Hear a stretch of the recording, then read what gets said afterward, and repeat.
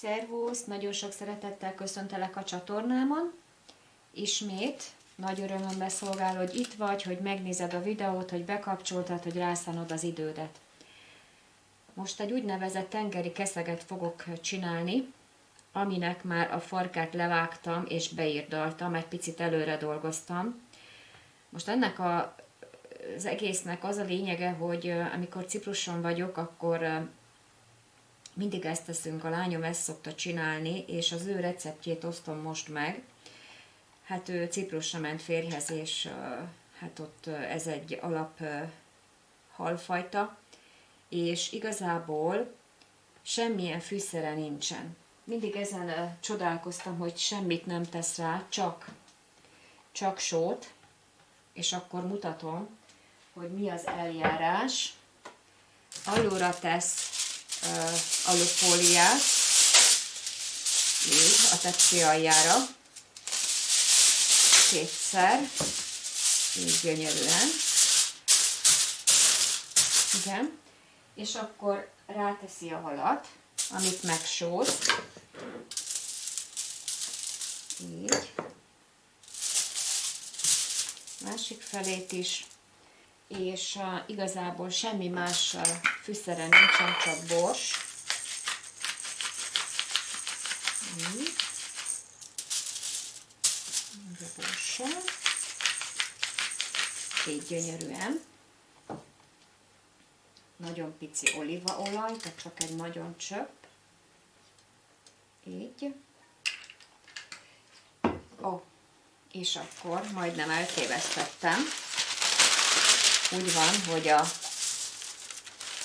van egy sütőpapír, és akkor így tulajdonképpen becsomagoljuk, gyönyörűen, tehát ilyen légmentesen lezárjuk,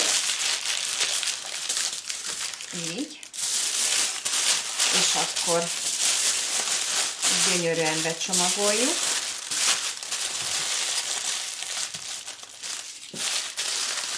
Így.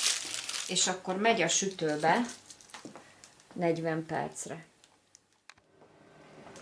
És akkor ennek a halnak, ennek a tengeri keszeknek a fűszere, azért nem kell hozzá só, és csak só és bors, mert a fűszere az egy dressing lesz, ami áll olívaolajból, egy ennyi, a citromhéjából, amit ide belefogok, de nem az egész, csak egy nagyon kevés,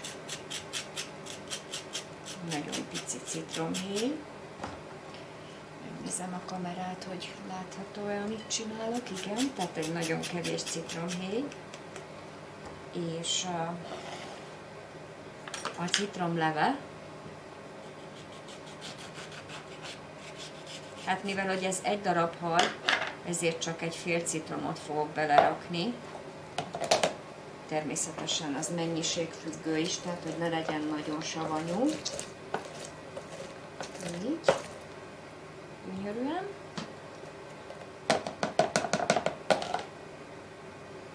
És akkor beleöntöm ide az olívaolajba. Hozzáteszek egy pici sót. Ennyit nagyjából, és ciprusi igazi szárított oregánót teszek bele, ugye ennyit. És akkor ezt az egészet jól összerázom. Így.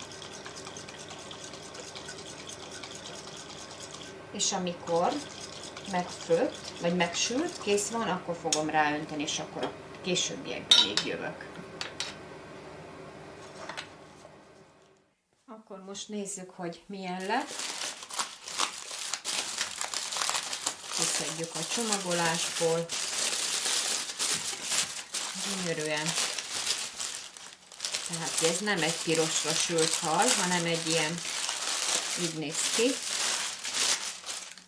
Isteni az illata. Igen. És akkor már ide készítettem a tányért, amire így ki fogom tálalni.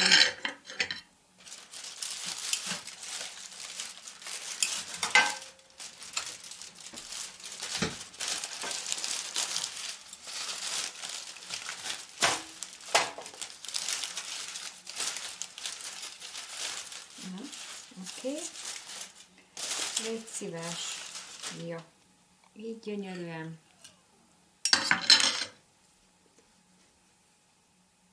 Így, és akkor ennek az is a lényege, hogy le kell szedni a gerincéről, de ezt most nem fogom megmutatni.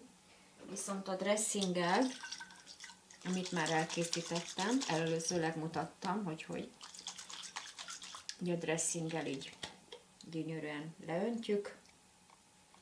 Így.